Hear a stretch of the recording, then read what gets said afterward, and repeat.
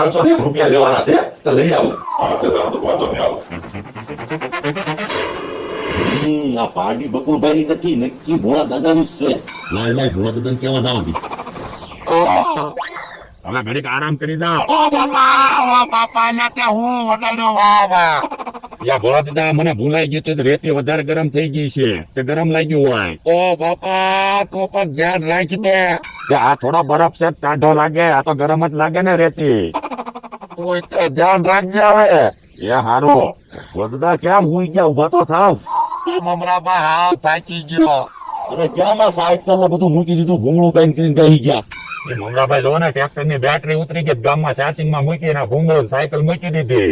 આ ભોળા દાદા શું થઈ ગયું? ઈ ભોળા દાદા ની બેટરી ઉતરી ગઈ. ક્યાં મને ભોળા દાદા ગાંગરે છે? એ મમરાભાઈ એના પાડી મગજમાં ગડી ગઈ ને તેની તબિયત બગડી ગઈ. એની તબિયત હું સુધારી દઉં તો? એ કેવી રીતે? પાડીને જોઈ. હે?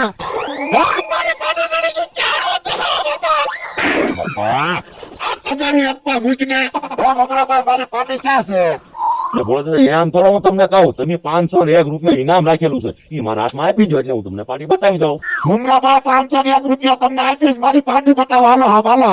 ના રે ના ભોળા દાદા, તે પછી તમે ફરી જાવ છો એટલે.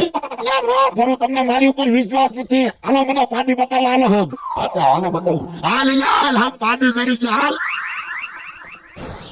તમને કહું આ પાણી ભોળા દાદાની છે, હવે ખબર તો પડી ગઈ છે. ભાઈ આવો ને. હવે નાય લેલા એમ થોડી દઈ આવવાની છે. પછી તો ભોળા દાદાને સકડીયા ચડાવવાના છે. એ આપણે દેવાની જ વાતો હમણાં. ભાઈ આવો ને, આપણે હું આઈ કરવી. અરે નાય લેલા એને પોતાવાની છે કરી. હો હાલ હાલ. એ તમે ક્યાં લઈ જાઓ છો? હા, સફર ઘરમાં ઉભા લઈ જાઓ છો. એ હંતાડી ગઈ છે. પણ બધું વાસણ ને ફોડી નાખશે. એ ભગવાન, ઘરમાં પાણી